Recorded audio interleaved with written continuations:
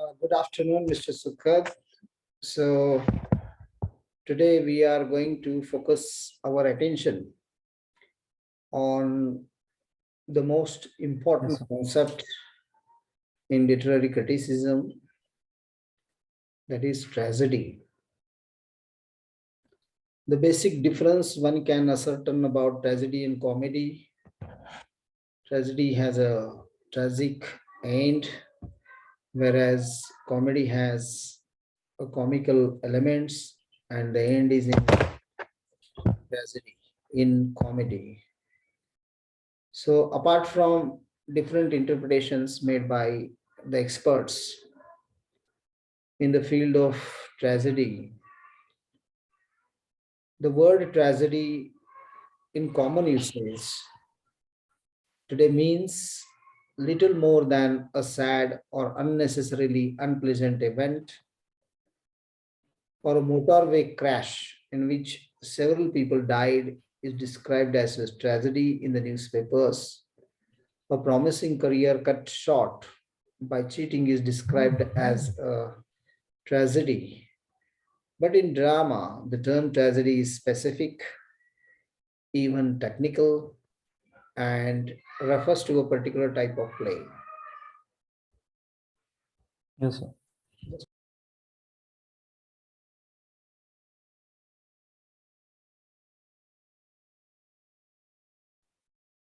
Sorry for disturbance.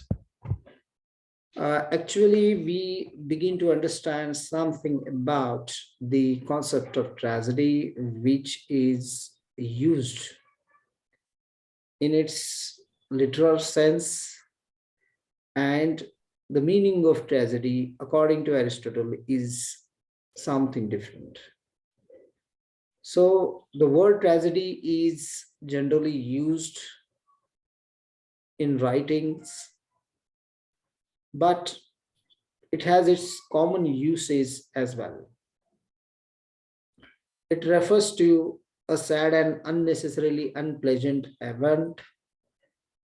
For example, if there is any motorway crash in which the people died, that can be termed as a tragedy. In newspaper, the word is also used. If there is any cheating, we can term it as a tragic thing. Or this term is used at different levels. It is interpreted at different levels, differently by different critics, by different times. We are not peeping into those details here. The context in which I would like to refer tragedy by Aristotle is basically a specific exploration of the meaning of tragedy by Aristotle, how it is technically referred to a particular type of play by Aristotle. So, while discussing a lot about tragedy as a dramatic form, actually, this dramatic form began with the Greek scholar and philosopher Aristotle. His span of life is 384 to 22 BC, before Christ. And in his book, Aristotle has delivered lectures. Perhaps it is no more than lecture notes. So we can state it as the poetics. And in the poetics, one can come across the meaning of poetry. And the meaning of poetry is dispassionate and intellectual interpretation of the meaning of poetry. It focuses on drama, and poetics focuses on drama, and within drama on tragedy. So he never saw the plays of Aeschylus 525 to 456 BC, Sophocles, that is 496 to 06 BC, Euripides 485 to 7 BC. But he read them closely and tried to draw conclusions about what typifies their works. Okay.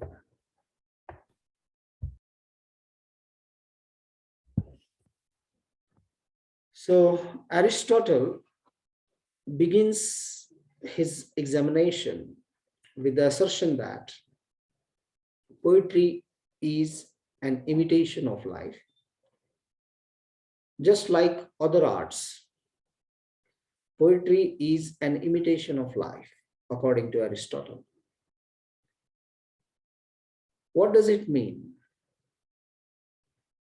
It means that it does not mean that poetry or the arts in general merely imitate the surface experience of living day to day.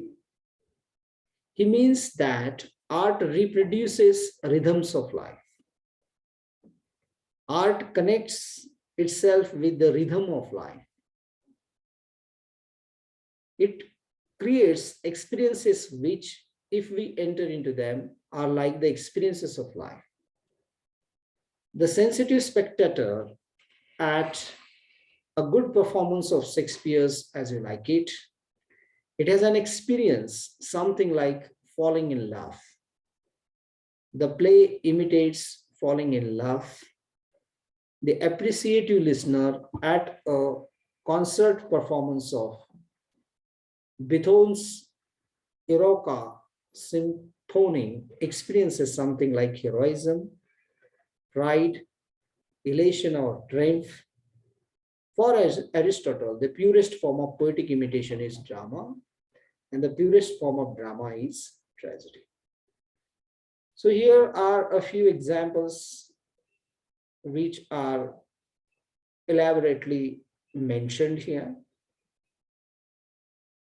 So here we begin to understand something about the imitation.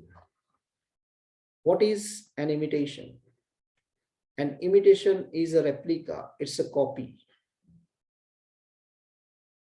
So according to Aristotle, poetry is an imitation of life. But in this context, he is not simply talking about the imitations. He talks about the surface experience of living day to day. He is very curious to know something about the art and how it reproduces the rhythm of life. How the art makes us create experiences, and we merge into numerous experiences, the experiences of life. So here we watch, we read Shakespeare's As You Like It. This is also an experience, and it has its own experience, which is something like falling in love. The play imitates falling in love. So here, for others, it is a concert performance. The examples are given like Beethoven's Eroica symphony experiences something like heroism, pride, elation, or triumph. To be simplified, one can begin to suss that, according to Aristotle, drama is the purest form of poetic imitation. Look at the words, purest form of poetic imitation. So drama is the poetic imitation, but this imitation is absolutely pure. It is the purest form. This is what exactly Aristotle thinks. And he also observes one more thing, that is tragedy. Tragedy is the purest form of drama, according to Aristotle. So this definition is very famous. And in any interview, this question is asked: what is the definition of tragedy by Aristotle? This is a common question which is being asked in the college interviews, university interviews, and at many places. So that's why I would like to spend much time on this so that you can understand it fully. Just I read here the quotation. I quote: tragedy is an imitation of an action that is admirable, complete, and possesses magnitude in language made pleasurable, performed by actors, effecting through pity and fear the purification of such emotions. So, this is the quotation which is extracted from page number 10 from Poetics by Aristotle. So, in which Aristotle tries to define what exactly, precisely, tragedy means. Tragedy is an imitation of an action. This is a copy of an action. So, how is the action in the drama? The action is complete in itself. The action is appreciative. The action has its own magnitude in language. The action is pleasurable most of the times. So, the action is being performed by actors. And when the actors get merged into their brilliant performances on the stage, they naturally evoke or create the feelings of pity and fear into the mind of the people. So sometimes we forget our own existence and think ourselves as the hero of the drama, hero of the story, okay, who is going to meet the tragedy at the end. So we say that Hamlet is a tragedy, Macbeth, King Lear, Othello. These are the four great tragedies by William Shakespeare.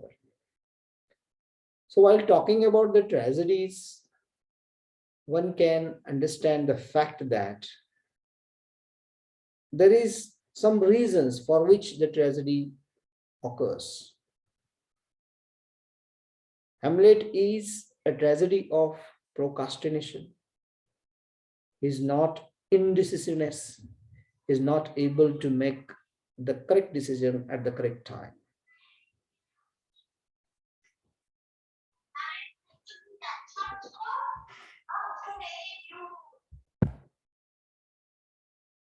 And Hamlet is a tragedy of postponement of his decisions. Hamlet is a tragedy of indecisiveness. Othello is a tragedy which emerged out of the cause of jealousy. And Macbeth is a tragedy of his over ambition. You might have learned something about Christopher Marlowe, Dr. Faustus. Dr. Faustus's tragedy is also due to his over ambitious nature. So it means that what I feel, there are some reasons and for which the tragedy happens. So action begets some kind of phobia in the flow of the drama or the tragedy. So here, there is naturally some sort of fear, pity and fear into the minds of the audience or the spectators. And what is required is the purification of their emotions, the purgation of their emotions. So naturally, if you substitute yourself in the place of the hero, you naturally feel pitiable about his pathetic condition, about his plight and predicament. And there is some sort of fear into your mind, which also makes you, makes you believe in the fact that you are going to meet a bad fate at the end. So this is the definition of Aristotle's tragedy. I repeat and then I proceed further. Aristotle says that tragedy is an imitation of an action that is admirable, complete, and possesses magnitude in language made pleasurable, performed by actors, effecting through pity and fear the purification of such emotions. This is a general definition that anyone knows about this. But this definition raises numerous serious issues and which have been heatedly debated over centuries, even millennia. So before we enter into such debates, we should understand something about the basic or the fundamental, a few observations of Aristotle about tragedy. What exactly he thinks about tragedy? What are the elements of tragedy? So while talking about Aristotle's tragedy, one can understand that Aristotle is talking about the tragedy, especially the 6 elements of tragedy. He lists 6 elements of tragedy, which are detailed here. Number 1, that is plot. Number 2, character. Number 3, reason. Number 4, diction. Number 5, poetry. Number 6, spectacle. These are the 6 important elements of tragedy, according to Aristotle. So what is plot? Whenever we think of the drama, then there are different types of dramas that naturally spring into our mind. Especially, we focus our attention here on tragedies. So it is like a triangle like this. This is something like this. So it means it has its beginning. First is beginning, then the rising action, then it ends at the apex or the climax, then there is falling action this way, then there is falling action is this way. So falling action is there, and then there is the conclusion of the part. This is the structure, the basic structure of any drama. So here plot refers to the action. Plot is the action. Plot means the story. The story. So here the story or the plot is enacted by people or actors as opposed to be being narrated or sung. So here usually the story is being narrated or being sung by the chorus offside the stage. But actually, according to Aristotle, he means to say the fact that the tragedy is, in the tragedy, the most important element is plot, that is the action, that is the story. The story is important. That is an integral part of the tragedy, wherein we can see that the action is being performed or enacted by the brilliant actors, the people, rather than it is narrated or sung. The second element of tragedy is character. Aristotle focuses his attention on character, what the character is all about. So here the character means the way a person behaves or the behavior of the person, and this behavior determines or defines the character. The character is a product which is being determined on the basis of the behavioral pattern of an individual, how an individual behaves.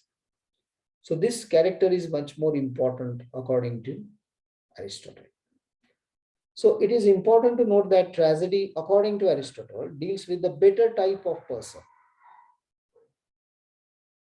There is a tragedy of the great people and the comedy of the common people. This is a clear-cut differentiation one can begin to assert on while thinking about the concept of tragedy or the notion of tragedy. So here what I feel is that tragedy is always of the great men, the great heroes, the better people in life, the royal people in life. Okay. Whereas there is the comedy of poor people. So this was the assumption at that particular time. So Aristotle, according to Aristotle, the tragedy deals with the better type of person, that is royalty, generals, governors, people whose fate is of significance to move than just themselves. So the people who are very significant, very important, there is a tragedy of such people. You also say the same thing like Macbeth, Hamlet, King Lear, Othello, the four great tragedies by William Shakespeare, Dr. Faustus, by Marlowe, and many others. So wherein we can also see the hero is of the high standard or is rich or royal, and he meets the bad fate in the course of time due to some tragic flaws. So the third point, according to Aristotle, the most important element for tragedy is reason. Reason means the way plot and character are connected, the logic and coherence of what is presented, and how what is shown is likely to happen.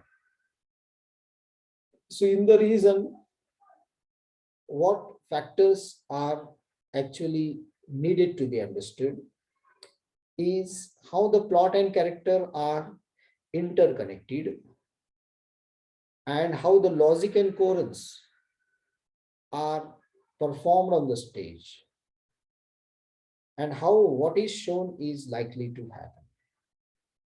Look, the plot means the story and the character, and the characters are getting mixed with the plot and the story, and that's why there is a logical connectivity, coherence, and according to that coherence, the spectators begin to understand the story. So this is the third element, that is the reason, the rational thinking.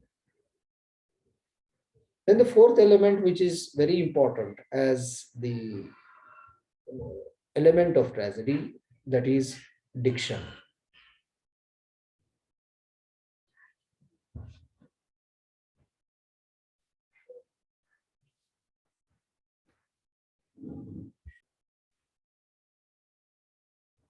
So actually we are talking about the six elements of tragedy. The first is plot, second is character, third is reason, and the fourth now we are going to deal with, that is diction. Diction is nothing but the speaking of the text. The speaking of the text. How the text is, what the text is all about. What is the diction of the text? How the text speaks to the readers. That is very crucial. Then the fifth element of tragedy is poetry and the poetic qualities of the text itself. The poetical form is important for a tragedy. And the sixth element is spectacle, what you see on the stage, how it is concretized, the abstract notions that are in the mind. So you remember, as far as your examination is concerned, that is, there are six elements of tragedy. First, plot; second, character; third, reason; fourth, diction; fifth, poetry; and sixth, spectacle. Spectacle. For Aristotle, the most important of these is the plot.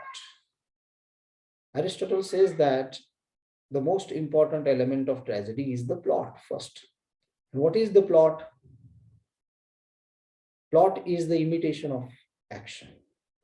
The story is the imitation of action. The way the events or incidents are organized by the playwright. So in the drama, we come to know a series of events presented, a series of incidents happen, and all these events need an action, and the story is nothing but the imitation of action. So here are organized by the playwright. The primacy of plot over the other elements is well established. Tragedy is not an imitation of persons, but of actions and of life. This is the most important thing. You need to underline this. What is tragedy exactly by Aristotle? Tragedy is not an imitation of persons. Tragedy is not a copy of persons. Tragedy does not deal with the people or the persons.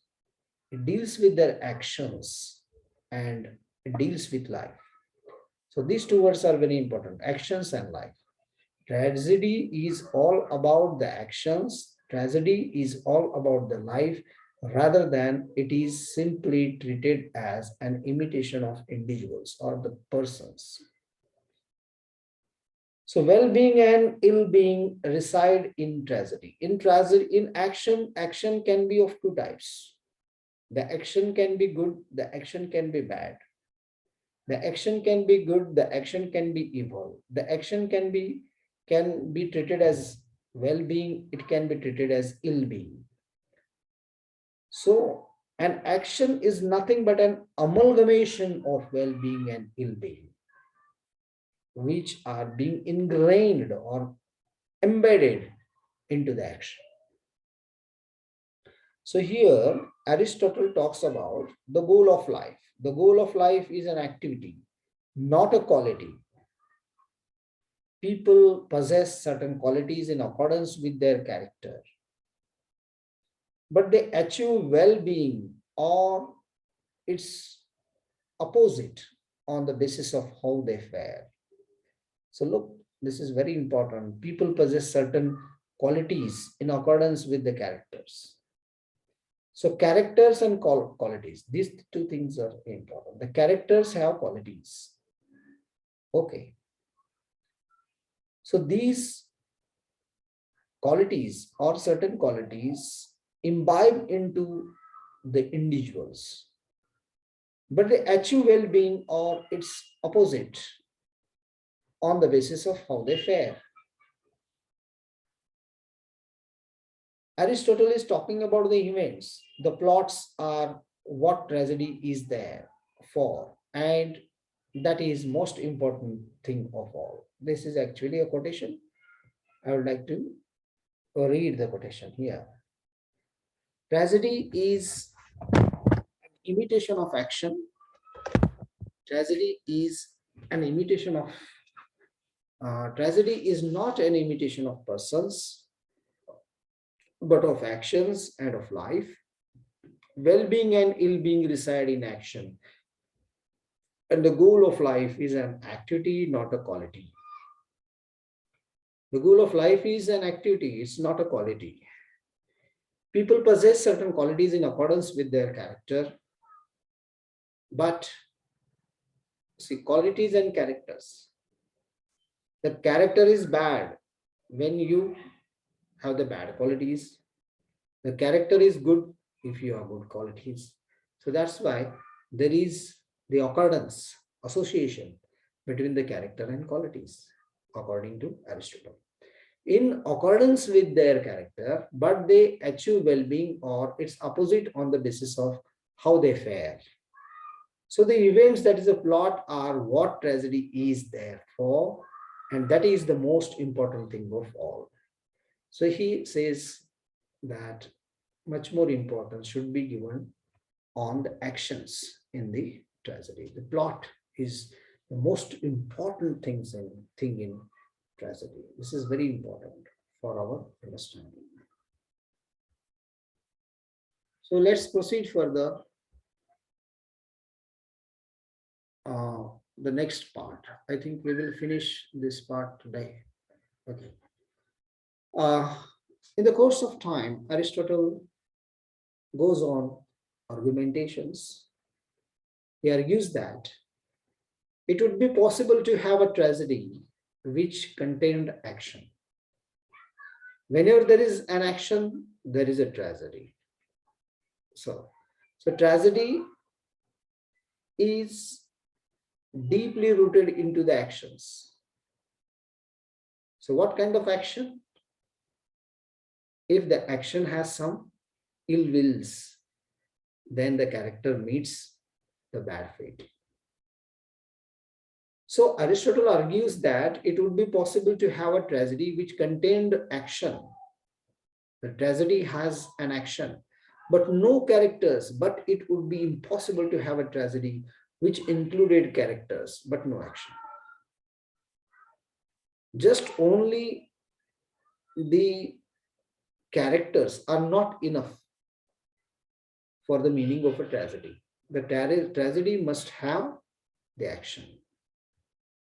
The drama without having any actions or only characterization cannot be treated as a drama.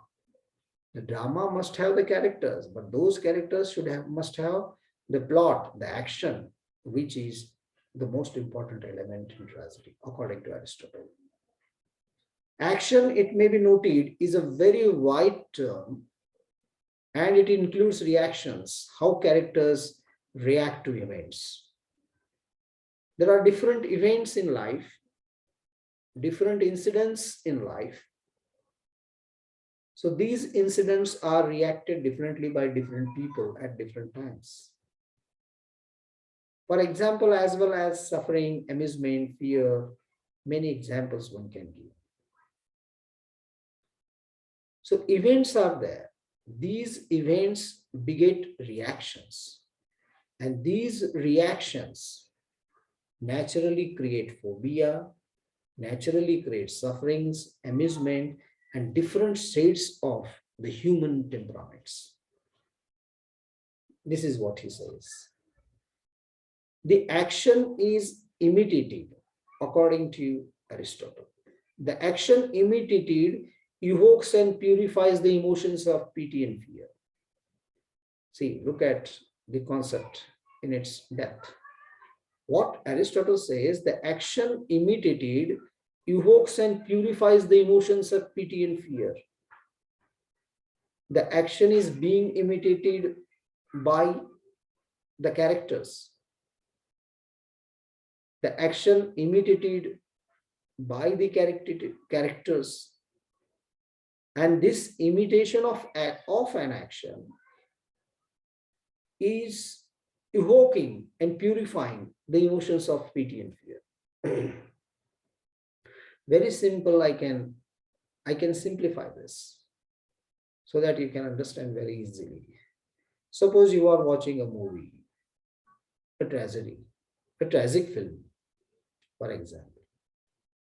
While watching the tragic film, your focus is on the actions and how this action begets tragedy. This action brings tears into your eyes due to the bad fate or due to some reasons, and it evokes evokes some the feelings of pity and fear in you. Suppose there is a suffering of the hero, the innocent hero is shown, then you start pitying him. There is an empathy, sympathy that you feel about the hero.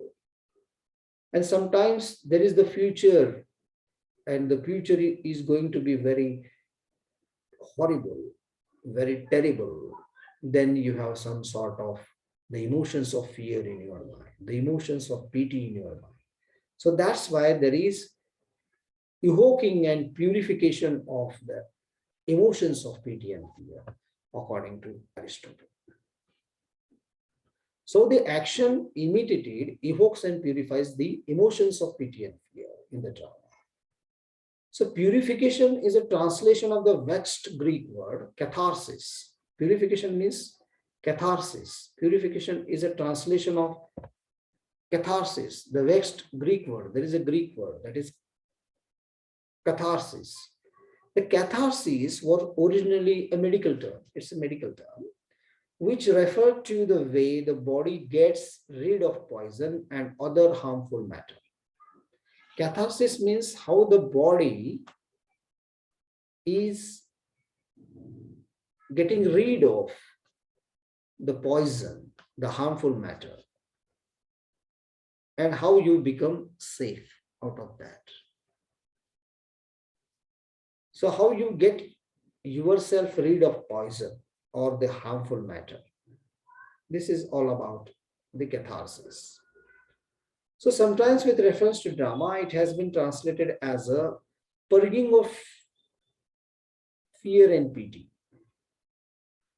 The concept is elusive, but it appears to contain within it for the spectator both fear that could have been me and pity, the sorrow we feel for another person in misfortune, which I have just explained to you in detail about the fear, about the pity, how we feel pitiable about the misfortune of the hero.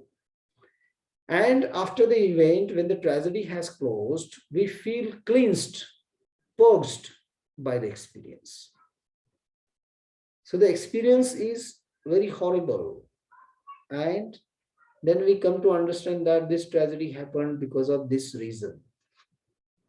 And then there is the purification or cleansing, the purging, the purification of all our emotions and feelings, the pity and fear that created in our mind.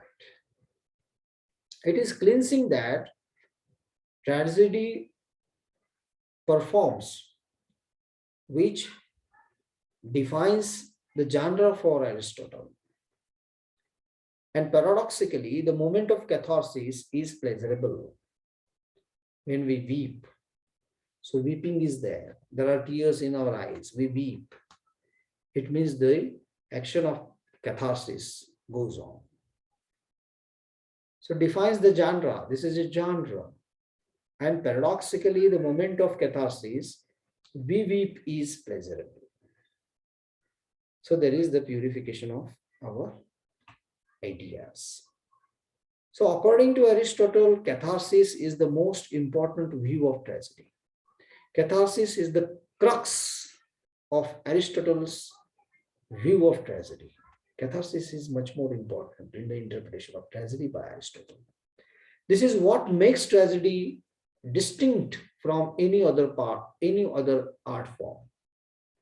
If we compare this tragedy with comedy or tragicomedy or other types of the dramas, then we begin to find the distinctiveness of Aristotelian catharsis or Aristotelian tragedy.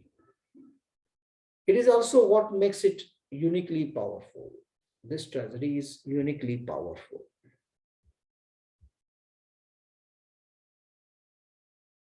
So then, tragedy imitates action, and this imitation of action is for evoking pity and fear.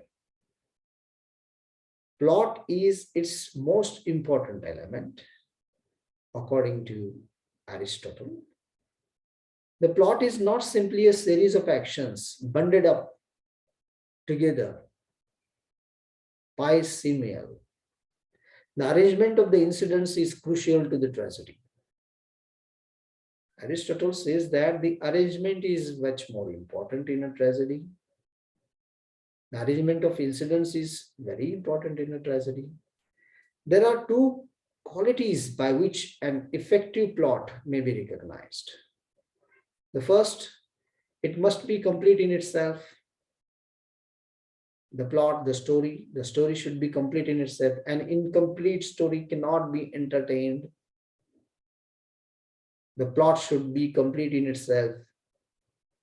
The plot should be whole. The plot should not be in fragmentations or in parts.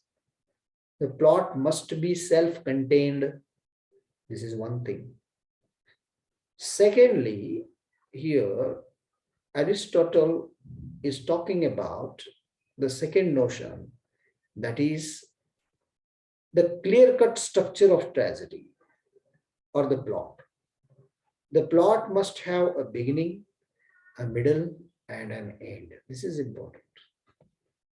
So according to Aristotle, the plot must have a clear structure. What is the structure? There should be a beginning, there should be the middle, and there must be an end. So this may not be as simple as it sounds, as different tellings of the story of Oedipus is there. So we can have the numerous stories in this regard. So we will continue the rest of the things in the next videos. Okay. Thank you very much for listening to me for a long time.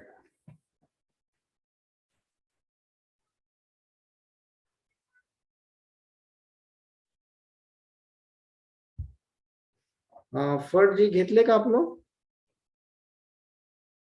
हाँ sir